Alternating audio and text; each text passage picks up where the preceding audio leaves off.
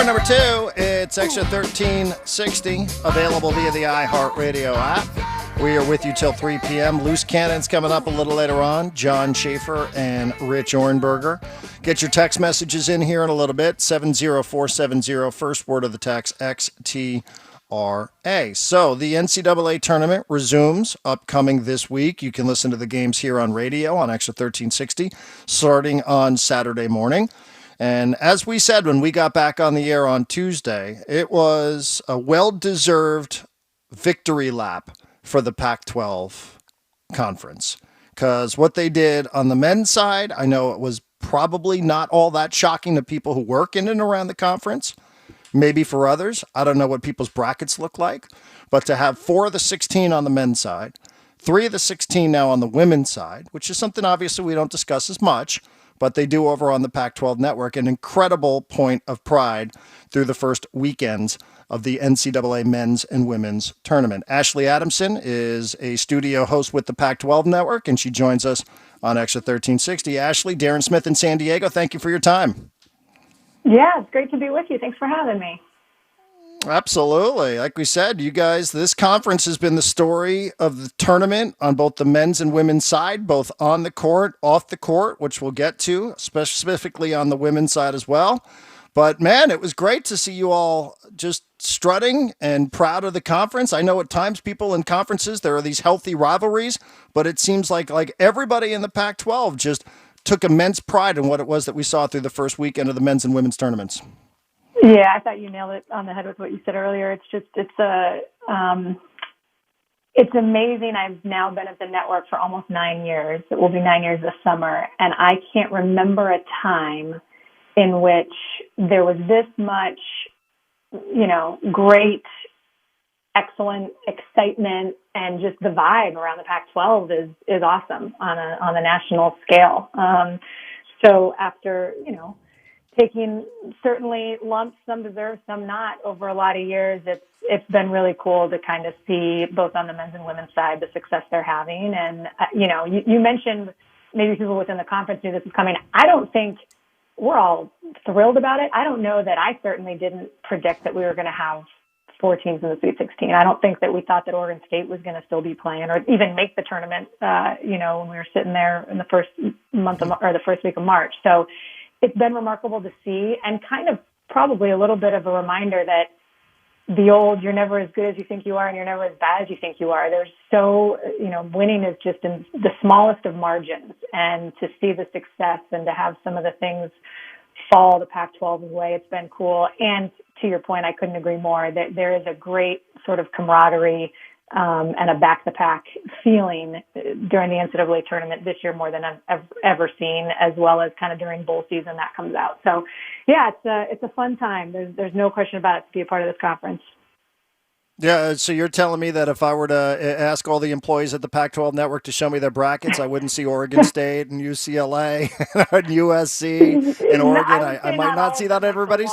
Picked 5 teams to be in the Final Four. I definitely don't think that everybody did that. But yeah, I mean, and it's not that I didn't think that our teams were incredibly talented and any ability to do this. We just haven't done this in a while. I mean, 2017 obviously was the last time we had a good number of teams in the Final Four and in the Sweet 16 and made a nice, some nice noise nationally. But because, there was never a time that felt like this entire year that we even had more than one men's team ranked. Like, we just were not getting any national attention. And part of that is by virtue of the COVID season, right? And you're not playing major, the number of non-conference games and big non-conference matchups, like those just shrunk because so many were canceled and tournaments were canceled and all the rest. So there weren't that many opportunities to prove how good they were because they were kind of beating up on each other. But yeah, it's a fun time. I'll take it. But no, I did not have a Pac-12 team necessarily going all the way in my bracket, if I'm going to be honest. All right. We appreciate that honesty. Ashley Adamson is joining us here on Extra 1360. She's a studio host with the Pac-12 network. Is there any reason for this? To a certain extent, right? What we love about the tournament is the randomness of it all, Ashley, but you would know the makeup and the conference way more than most. Is there something here that we can point to, that there's some reason. Again, like it's so random at times, and if a team, it's a free throw and a single possession, etc. So we understand that's all part of the equation. But is there something maybe over the last couple of years that pointed to an increased level of success for Pac-12 hoops? I don't know that there's like one thing that I could, take my finger to and say that's it. That's the reason that we've got all these teams here and that we're doing so well in this particular tournament. There were tournaments previously that I thought we were going to be phenomenal, and just for whatever reason, some teams came out and didn't play like we thought they would. And that happens. I mean, that's, as you kind of said, like this is the beauty of March, is that it is mad, and that there are so many, that's what makes the stories great. And there's the Cinderella stories can happen, unlike in college football and the playoff system that we have over there, which is probably a whole other interview for another day. But I do think that there's a few things in play. One is you just have to, it's March Madness, and a lot of things can happen. I think Oregon State, that story has really been a big part of the narrative of how special this postseason has been for the Pac-12, because like, who are they and what were they supposed to do? They were picked to finish 12th in the league, and they lost. Everyone thought that Wayne Tinkle was maybe going to be on the hot seat once Trace left, his son. No one thought that they were going to be able to do anything. And here they are, and he just coached them hard, and they came together as a team, and now they have just been unbelievable to watch. And I think that, you have a story like that. So all of a sudden we've got 5 teams in, which is a story in and of itself, given that, again, I don't think that anybody thought we were going to have 5 teams once Stanford sort of slipped out. And then UCLA, I mean, they were one of the last teams in the field, and they were down big early on in Michigan State, and they come back and win. And then all of a sudden, it's all about matchups, right? Once you get into the tournament, it's all about matchups. And so then for them to be able to now go on a little run, have some matchups that I think were definitely beneficial to them. But they, under Mick Cronin, they look like a different team. And don't forget that they lost their best player at the beginning of the year in Chris Smith. So I think it's a combination of really good coaching, of the Pac-12 being better than people have thought, and then finally just showing up at the right time. And, again, I don't know what to make of how much this sort of COVID season factors in. I don't know, because I don't know enough from the other conferences sort of what they were going through. But knowing what our schools were up against in terms of protocols and testing and some of the different things that they navigated, I think everybody was doing it, but it was pretty rigorous in several of our footprints out here. So that maybe has something to do with it, that, the Stanford women, you want to talk about the women's side, the Stanford women were on the road for 7 weeks because they couldn't play in Santa Clara County. There's so many, I think, things and nuances that have gone on into this season that I don't think it's one specific thing, but I think Pac-12 is better than people gave them credit for. We've got good coaches, and this is definitely a season in which wacky stuff's going to happen. No doubt. 4 of the 16 on the men's side, 3 of the 16 over on the women's side. How much, Ashley, inside of the conference, and there are certain things, right? Like there are certain details, like my wife's an Arizona Wildcat, and she's heard it a million different times about, her program never going to the Rose Bowl. But it's also pointed out often that the Pac-12, even, with the success that we're talking about here today through the first weekend, and they've had moments, but there's not been a national championship since '97 with Arizona as well. And I wonder, inside of the conference, is that something, that I can't imagine anybody likes that. Nobody wants to embrace that. But I also would think that that's something here that everybody affiliated with the Pac-12 is very, very well aware of here. Like somebody at some point here has got to break through and end this streak for the Pac. Yeah, no, there's no question. I mean, I think if this March has shown anything, it's that winning games is really, you win the games and you get the attention and the accolades that you want. I mean, there's no secret recipe to it. And I think sometimes we make more of it than we need to. And yeah, there's so much that goes into college athletics. I'm not dismissing that, but I think it does come down to, it is important to win. And if you want to be taken seriously on a national stage, you have to win big games and you have to be in the national championship conversation. That's why the playoff is so critical for the league on the football side. But yeah, when you're talking about the fact that it's been, since 1997 that we've had a men's team win, and since 1992, even more surprisingly, that we've had a women's team win. That was the last time that Tara and Stanford were able to take home a natty. That one actually surprises me more than the men's, the fact that we haven't had a women's team break through. So I I feel like, there's so many things that have to go well. You have to stay healthy. You have to make sure that there isn't one bad matchup or that one of your best players doesn't get in foul trouble at a critical point. There's so many things that have to go your way in order to get to that pinnacle. But I think that if a national championship, and you talk about Final Four, yes, we've had teams. Oregon recently went to the Final Four, that helps. But winning the Natty is certainly the goal and is the thing, and that's going to be ultimately what helps the Pac-12 sort of regain its national prominence when you talk about basketball and football, because certainly on the other Olympic sports, I think they're taking care of business. Right, yeah, that's the Conference of Champions, right? I mean, that's where that comes from. There you go. I don't know what the exact number is, but the Conference of Champions thing, I know it's easy to look and have a laugh here at the Pac-12 because of 97, 92, as you said, football, its own separate story, but that's where, they come up with that title here is they've been so successful in so many different sports that normally we don't spend a ton of time on here on sports radio, but that's another subject for another show as well. How is it that we're going to watch USC and Oregon in the round of 16? These are the two top teams in the Pac-12 during the regular season. Yeah. By the way, it's 532 is our running tally, just in case any viewers wanted to know for national championship.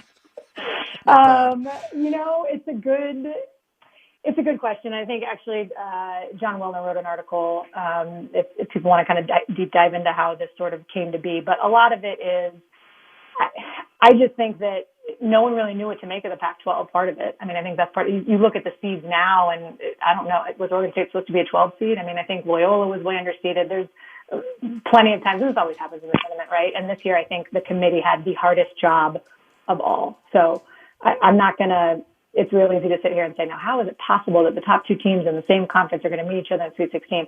I think the committee had an absolutely impossible job this year. You're comparing sort of apples to oranges when you're trying to figure out how good a team is, because it's hard to know how good a conference is when you don't have a lot of, the data points are smaller. And some teams played a lot of games and some teams didn't play a lot of games, and some teams got hot later. Like, it just was a really hard year to look at the data and figure out, okay, who are the best teams and how should they be seeded. So, yeah, does it suck? Of course. We don't want I think USC and Oregon are two teams that we all believe could be Final Four caliber teams.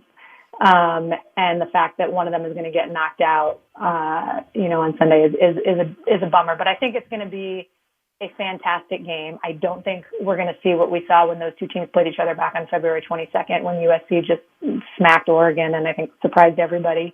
And it's interesting because the Trojans, like, as much as we've been talking about, there's this sort of back to pack, there's like this great vibe around the conference. The only sort of underpinnings of, there was a little bit of locker room material that got thrown out from USC when they advanced and, obviously knew they were going to play Oregon. And Isaiah Mobley had a few things to say. And even Andy Enfield in his post-game press conference, or his post-game remarks, after their win, he said something to the effect of, like, he gave both of their records and pointed out that they had more wins and that they beat them in conference play, and yet that they weren't the conference champions, regular season conference champions. So there's like a little bit there for sure. And I think it's going to be a great matchup, and you're going to see, really truly the power of the Pac-12 and some of the best talent that we have in the league is going to be on display in that game. But I'm looking forward to it. But yeah, it's a bummer that one of those teams is going to have to get knocked out. Ashley, I want to ask real quick, and you understand. I mean, you know this business. You know that we're not spending a ton of time talking about women's basketball. I'm not saying it's right. I'm just saying it is what it is. But how much, talking about the women's side and having 3 of the 16 teams remaining, how much of a sense of pride is it for this conference that a player from Oregon, and Oregon is still alive, beat Georgia, is into the Sweet 16 as well down in Texas. Sedona Prince, this is the player who people have seen, who filmed the weight rooms, who pointed out the discrepancy between the men's and the women's side. Obviously, the success on the court is what's going to matter and what we're just going to get the lion's share of attention. But having that player from one of the Pac-12 schools who pointed that out, and this led to like real change, like a real discussion on shows like this. I wonder how much the conference, in addition to its pride here with the teams that are successful, embrace really that and what it was that Sedona Prince did by pointing out that this was wrong. Something was wrong about the women and how they were being treated in Texas.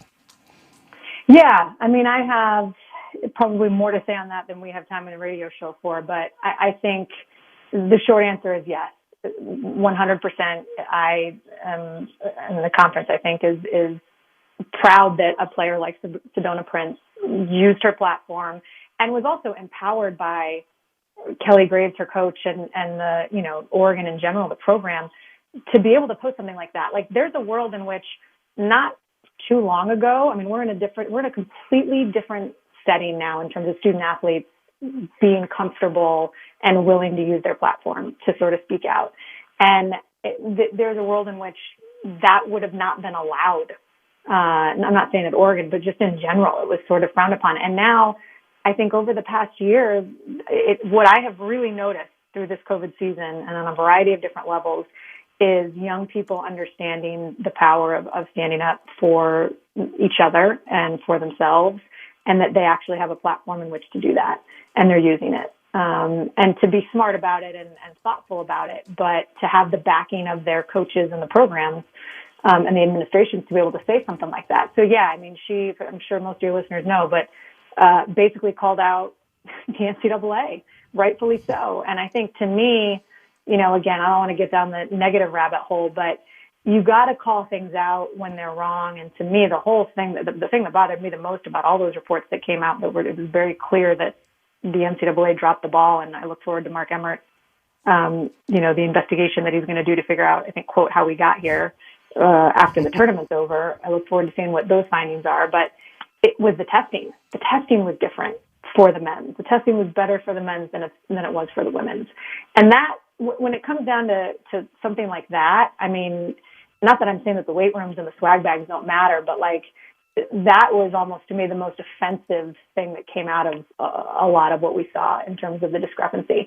And it's been going on for a long time. The reason I think it got exposed this year was because it was a bubble, and because it wasn't just these one-off, tournament sites.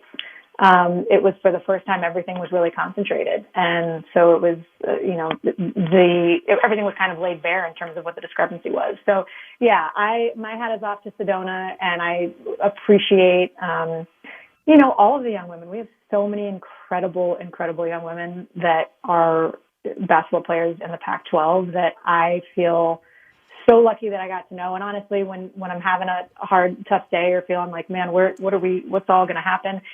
I think about, and I'm thankful to know, and I'm not trying to be cheesy, but I really, truly mean this, like, these young women they give me hope. Like, I feel like we're in good hands. We've got some unbelievable young people in general across the board, both men and women. And when I see that, I'm like, okay, well, all the people, my age and above us have kind of screwed this thing up, but I do feel hopeful in the ones coming behind us, because they're a lot more savvy and a lot more thoughtful than we were. By the way, and she rightfully pointed it out and then backed it up. I mean, she led the team in scoring last night with 22 points, putting Oregon into the Sweet 16. And the reason I bring that up is because of course, like, there would have been an element out there that isn't even worth me paying attention to. But, like, she put herself out there to get criticized, if in fact Oregon doesn't do anything. And then to go out there to inspire real change, to point out that things are wrong here. They're being mismanaged at the highest possible level. And then they go back it up out there on the basketball court and take her team into the Sweet 16. To me, is like, that's just an amazing story for her and the team. I totally agree. And she even talked about how nervous she was. There was an article that I think ESPN did, and she talked about how that first game on Monday, how nervous she was because she knew so many people were going to be watching. And, like, she just brought all of this attention. She welcomed all of this attention in. She was being interviewed on CNN. She was, the tweet went viral. And now, okay, people were going to show up and say, now, who is this Sedona Prince player? And she, to your point, like, she's been playing lights out and is a huge reason why Oregon's still alive. Ashley, we appreciate it. Thank you very much for taking the time to join us. We look forward to watching the way the weekend unfolds. We'll talk to you again soon. Appreciate it. My pleasure. Great catching up. Thank you. That is Ashley Adamson with the Pac-12 Network studio host. That's the thing. Like, you can point that sort of stuff out, and it takes guts to do it. And people say, well, what's the big deal? She sat there. She aimed a camera at a weight rack. What are you talking about? But to then put yourself out there where there's this whole weirdo element that exists purely, I think, for the purposes of attacking people online on social media. And she would have been in those crosshairs from those weirdos. And it's easy to dismiss them, but it would have existed, and you would have heard about it. So she puts it out there, and then her team goes out there and has her back. They win their first couple of games. They're in the Sweet 16. She leads the team in scoring against the number 3 seed Georgia Bulldogs. Like, how's that not a good story in sports? It's a great story in sports, but she has seized the moment. You know what? And I hate to say this, but it would have been so easy for people to just like, okay, that's a nice little story, and then move on if they were bounced, if Oregon's bounced. But the fact that they keep on going and it continues the conversation, it may seem silly, but that matters. That absolutely matters what she did. Yeah, not last night, by the way. It was actually was last night. It was last night. I'm sorry. I don't know what am I doing. That's great. Good for her. Yeah, That's but like great. I said, because you and I both know. I mean, we're on social media, so we know what that looks like. Oh, yeah. And for her, I Never mean, read the comments. Imagine if they lose their first game. I mean, you can only imagine what would have been waiting for her after the game. That's why right? you get your weight room. That's why. Yeah. Oh, maybe you should have. Maybe Right. I mean, who knows? I don't want to even imagine what it's like to be one of these creeps on social media that would have gone after her, or the kind of person it takes. But like that would have happened, and you could dismiss it, and you could say, "Hey, that's just like a lunatic element out there, and a bunch of weird trolls. Why even paying attention?" But she put herself out there like that, and. She knew full well, like even at the highest levels of the NCAA, she had people going, "Well, that's not really what happened, but whatever." We'll talk to you after the tournament. We'll talk to you afterwards. afterwards. Now that it became viral. So that's a point of pride as well, like because they're in the Sweet 16 and because they had this player who genuinely inspired rightful change in the middle of an NCAA tournament. We'll be back after this on Extra 3FM. Gotta be honest, I never knew how to pronounce that guy's name until I just heard Rich Ornberger pronounce it. Now, I'm also assuming that it's correct. I'm presuming that Rich Ornberger's pronouncing it correctly. Wait. I'm assuming and you're presuming. Okay, Jim, I've already forgotten how to what you pronounce got? it, but Jim, this is a guy that you read all the time, and that's one of the things now, especially in the digital age, is I spend so much time reading things and reading authors, and I never know how to pronounce their names. Like, I feel like I know these people. I've interacted with them on Twitter forever. And then when it's time to have them on the show, you're like, now, how do you say your name again? I know. Because you don't know. I know. You and I, we'll sit here like rehearsing. Is it like this? Is it like this? And then we never get it right. How do you say it, Jim? I don't know. Presuming? What are you talking about? Way to go, Jim. We don't know. Way to go. How do you say the guy's name? Dave what? Zimborski? Oh, Zembrowski. One more time. Zimborski? Zimbrowski? Oh, see. I thought you were talking about a different thing. No. Yeah, presume. Thanks, Presume? Jim. I think we know how to pronounce that. Presuming? Don't even bother with a joke. Just replay this at 2:55. This entire segment. This is the perfect. funniest thing that you've said in months. Wow. Sorry. But I heard Rich introduce that, say, hey, he's coming up on the show later. I was like, oh, okay. Like, and no offense to the guy. I mean no offense to that. I really like his work. I do. And I see what he tweets out an awful lot, and it gets passed around, and he's really doing well for himself. Mm-hmm. But I never really knew how to pronounce that. So that's great. I'm looking forward to that interview coming up a little later on today. Yes. At least to hear his name, how he's introduced. Yeah. Yes. It's true. I've been telling Marty. Did you call me Margie? What's happening in this segment? No. No. I'm hitting I'm a bit worried about where I'm going in my career. I am just second guessing so many pronunciations in life. It's really becoming a mental hurdle for me to climb. I don't know how to explain this. I really don't know how to explain it. And I know it's not going to make any sense. And I know nobody here is going to show me any sympathy whatsoever. No, I do the same thing with names. But I really lose my grip on the most basic names that I've said a million times in my life. I'll give you an example. Yesterday we had on Jim Bowden. Oh, that one's, we mess it up for, I know. That's a tough one. And we sit here and we go back and forth. Is it Bowden? Is it Bowden? Is it Bowden? Is it Bowden? And like, we've had him on a million times. And yet like I get these panic attacks about how to pronounce this guy's name. I'll give you another one. And I'm stuck right now because Theo Epstein. I know. That's been recent for you. I've noticed that. It's Epstein. Epstein, that's correct. Not Epstein. Right. And I always hear Kevin Towers in my head. Eckstein. I'm always thinking about David Eckstein. I know. And Kevin Towers used to pronounce him David Eckstein. It killed me when we would have Eck on the show, because then I would hear Kevin Towers in my head as I was getting set to introduce David Eckstein.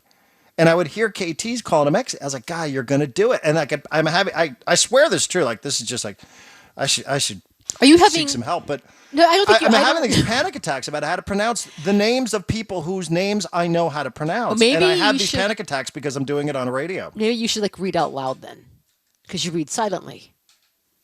Maybe you should get in the habit of doing what I do, which is kind of strange, which is when you talk out loud to yourself when there's no one around, because you're rehearsing things in your head. That's what I literally I do that. I do that in my room. I do that when I'm on a run. I will catch myself talking out loud because I'm practicing certain things I'm going to say. That's probably really strange and kind of creepy, but maybe you should try it. This Oregon player who we just talked about, Sedona Prince. Mm-hmm. I've heard her name a million times in the last week. How other way could you pronounce it? I don't know. But it's the city in Arizona, Sedona. But you know, it's like, is it like that's how you? And like, I swear, right before the moment comes where the light goes on and we're getting set to speak here on live radio, I've been more and more having these panic attacks. Where Are you serious? I am serious. And now you know what's going to happen when tomorrow's show kicks off, Darren. As you get ready to introduce people on this show, and Jim is getting ready to push the button with the sound bites, you're now going to struggle over Margie and Marty Caswell. because you just called me Margie. I don't know what's happening in this segment, Margie Darren. Caswell. No, but I know what you're saying because you do that. Like I every time never we had have- these problems before. No, in my this life. is like it's a very recent phenomenon. This is recent. Maybe when things as we move on to different atmospheres, maybe you'll feel better. How do I know? Who doesn't know how to pronounce Theo Epstein's name? Except I get stuck on like, and just all of these thoughts come racing into my Is it brain. the I don't know what EI? it is. Is it the EI thing that's kind of messing you up a little bit? Okay. know. Are there any? Here's a question now. Are there any players on the Padres roster that might give you pause? You're good there. Like, do you second guess, reread with anybody else? I mean, I'm not entirely unsure, like triple double negative there, that I haven't called Joe Musgrave at some point in life. oh boy, here we go. See, now you're doing this to yourself. You're putting these ideas. I don't think I've ever in your done that head. on the air though. I don't know. Essentially, what Altavilla. I would pronounce that Altavia. Mm-hmm. But that's from living where I've lived for the last 20 years. The two L's is the Y, but I don't know that that's part of his heritage. Okay. So I've heard that one both ways. Has anybody ever asked him? No. What I'm essentially saying is I should just be dragged out back and shot. I think you're going to be okay. I think this old horse harsh. has had enough. What's going on I today? think Come on. it's- Is it I think this horse needs to be put down. really? I do. There's just too much going on up there. I gotta. Coming up this weekend, you can hear all the Sweet 16 action right here on Extra 1360. Listen in as Westwood One brings you all the madness starting this Saturday, 11:30 a.m. right here on Extra 1360. Now, we have morning games Saturday, Sunday. I haven't seen times yet posted for Monday, Tuesday. Jim, there's no potential interruption of the show Monday, Tuesday of next week, is there? Not that I heard of. I know the cannons are going to be interrupted, but I don't think we will be. Does that disappoint you? Me, personally, no. Does it disappoint you, Darren? Believe Jim? I know. No. Well, maybe I can go seek some help here and figure out why I'm struggling so much here so late in my career. It's not normal. We'll read your text messages coming up next, 70470, first word of the text, XTRA. We'll get to our best bets of the day coming up, hour number 3. So plenty still to get to between now and 3 o'clock. I'm Darren Smith. This is Extra. Flash free. Let the questions fly. Is that a serious question? Time to Next question. Ask Darren. Such a lame question. Text us at 70470.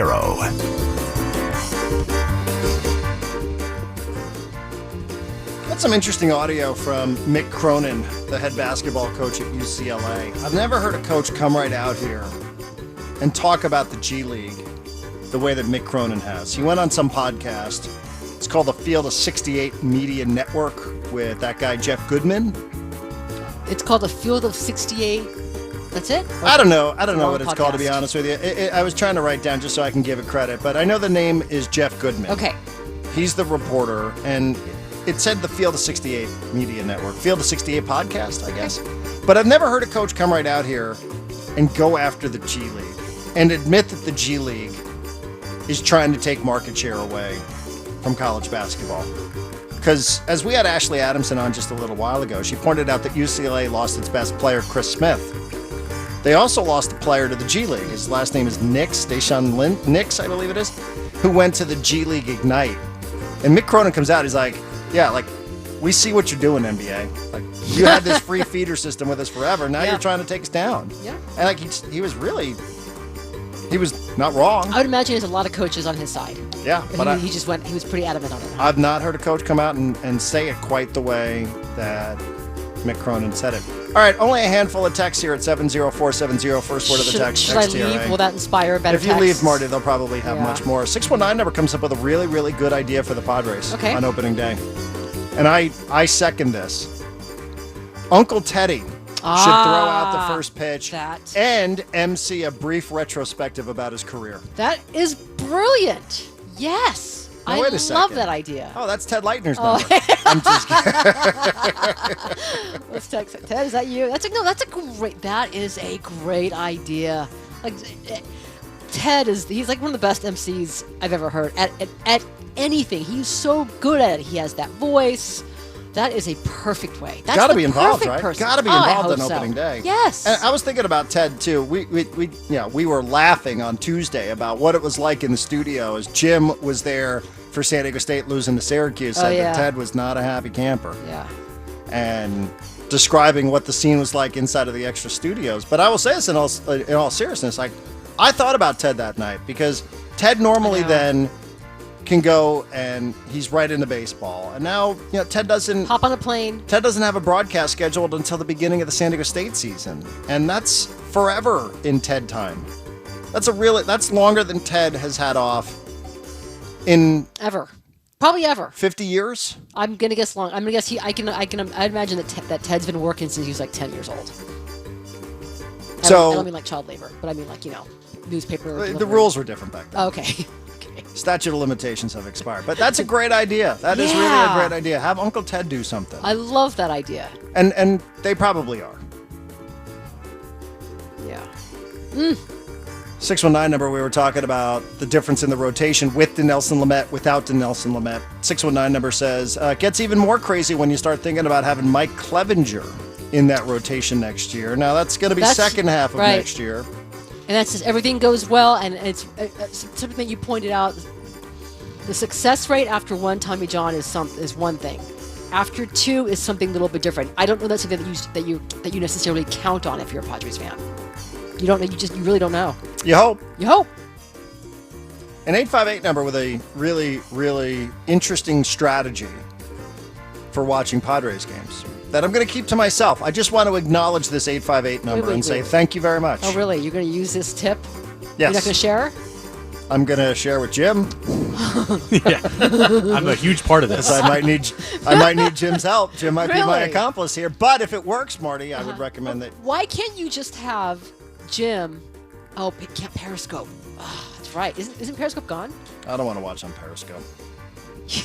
But you could beam it to your TV, right? I'll Periscope a Conor McGregor fight because those things last about 3 seconds. True. Plus, if I Periscope, he's going to see me in my house in my natural habitat. I don't think he wants to see that. True. Jorts, shirtless. If it's a boring game, we know what Jim's girlfriend does. Oh, don't. Oh, no. Oh, we're back. We're back. He said it. He did say that. He tweeted it. I know. How would you feel if your significant other tweeted that? Dead. I even asked her before I tweeted it, and she said, yeah, sure.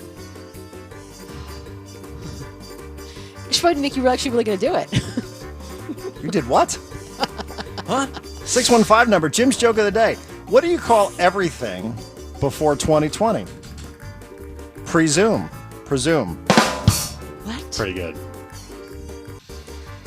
A 5-1. Oh, wait, that's really good. I like that.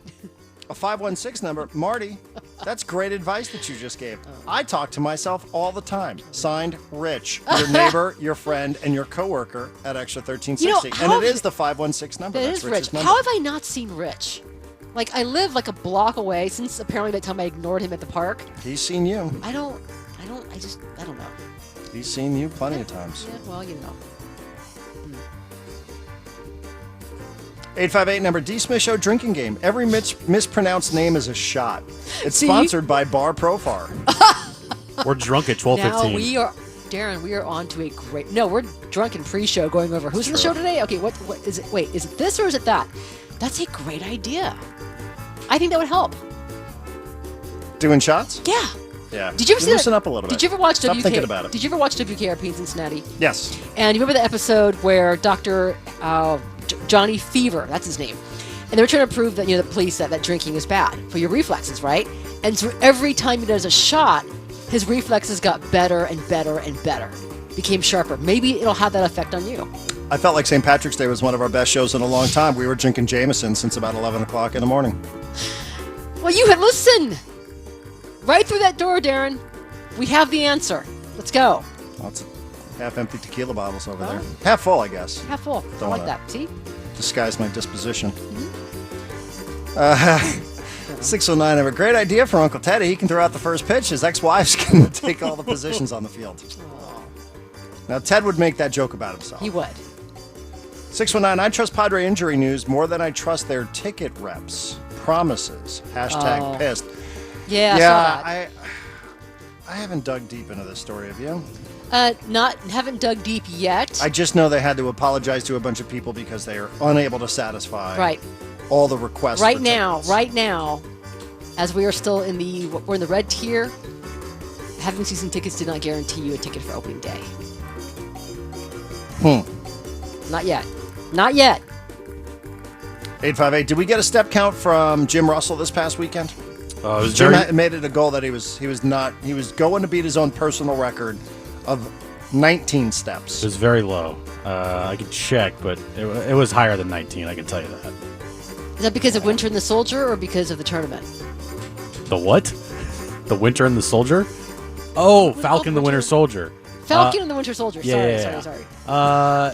What are you talking about? I don't know. It's the new Marvel series on Disney Plus. Yeah, I haven't got. I'm trying to get there. I'm trying to catch up in order.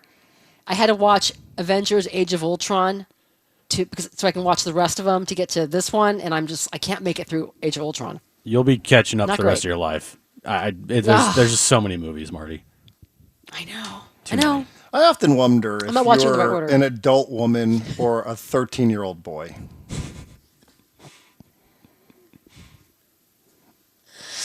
Really? Is it because of my baseball cards? Posters on your wall, baseball I don't cards. have posters on my wall now, Darren. Only one. There's no real way to tell the difference. I mean, there are ways, but you know what I'm saying. An adult woman with the spirit of a 13-year-old boy. All right, coming up, hour number 3 of the program on Extra 13.